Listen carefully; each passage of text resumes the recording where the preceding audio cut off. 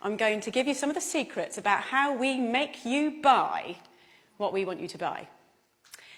So as a marketer, when I'm first giving you a product, what's my job? Well, my job is to make you want it, to crave it, to need it, to think that it is the best innovation in food since sliced bread. But how do we do it? Well, I'm going to give you a really big example later that I'm going to break right down for you. But let's just start by looking at a few fun little things. So here we have Shreddies, an old favourite, been around for years, very popular in the UK and Canada. Without changing a single little thing about that product, they remarketed them, rebranded them as brand new diamond-shaped Shreddies. Food marketing genius right there. In the 1950s, there was a very important innovation in food. The instant mix cake, one of my personal favourites. When they were first brought out, all you needed to do was to add a little bit of water. Who's not going to love that? Well, actually, no one loved it. No one bought the bloody things. So they did a bit of research. And what they found was that the main consumer, the target consumer, the housewife, felt that it was cheating. They didn't want to pass off such an easy thing as their own baking to their partners, their husbands, their families, whatever. So what did the producers have to do?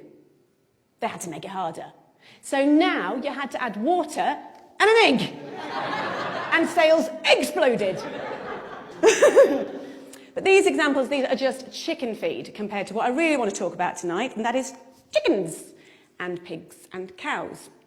So when we think about where chickens, etc. come from, we think about something a bit like that. That's also our instinctive idea, but we all know if we really think about it, if we think about it deeply, it's probably a little bit more like that. But that's a lot nicer. It's a lot more romantic. So how do we give you this impression? Well, there are 3 techniques that we use.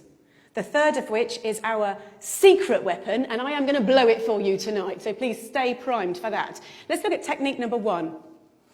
Everybody believes what's on the label. So let's look at some examples. Some of my favourites, some of the ones I use all the time. I'll use farm fresh. I'll use 100% natural. I'll use butcher's choice. But what does that really actually mean? Well, truthfully, it doesn't mean very much. If we see that on the label, we feel a bit more confident. But let's have a look at what a farm really looks like. It probably looks like that. Now, this is a concentrated animal feeding operation. I'm going to run that past you again. It's a concentrated animal feeding operation. That's not going to look great on a label. Hence, we use farm fresh. Innovation number 2. This is what we use. We focus on progress. Intensive farming was born out of necessity. At the end of the Second World War, resources were extremely tight. Farming had to be by necessity very, very economical. And we've learnt from that, and we've built from that, and we're able to now raise more and more animals in smaller and smaller spaces. So we've got extremely good at it. If we looked at a room of about this size, and this were turned into a chicken barn, it's a 100-seat theatre, how many chickens could we probably fit in this room now? I'm going to say about 4,000. It's pretty impressive, isn't it? It'd probably look a little bit like that. Now, the public aren't going to be massively keen on that idea, and it's my job to make them feel a little bit better about it. So how do I do it? Well, a basic principle of marketing. We use the right choice of words, and by using the right choice of words, we can make the conversation, we can focus the conversation the way we want it to. So we'll use an example like this.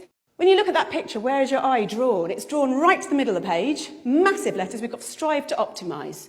What we're looking at in the picture, in reverse, looks a bit like that, but this looks a lot nicer, because we're looking at strive to optimise.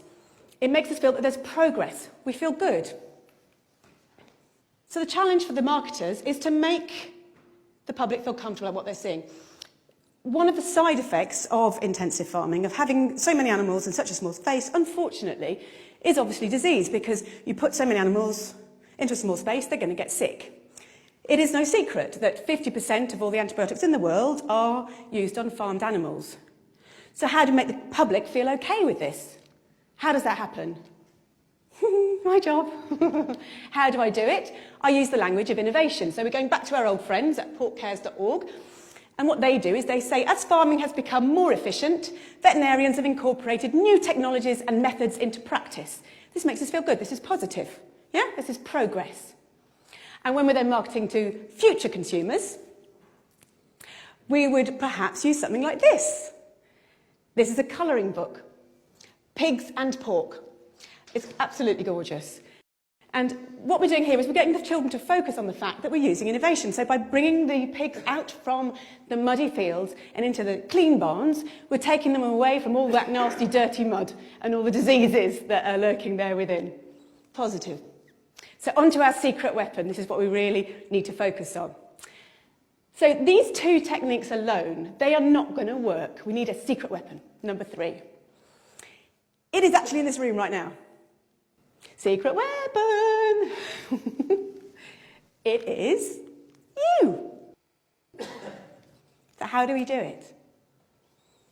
When you're in the supermarket, you don't want to think about where those products have come from. You don't want to think about how those animals have been reared, how they've been treated. The power of willful ignorance cannot be overstated.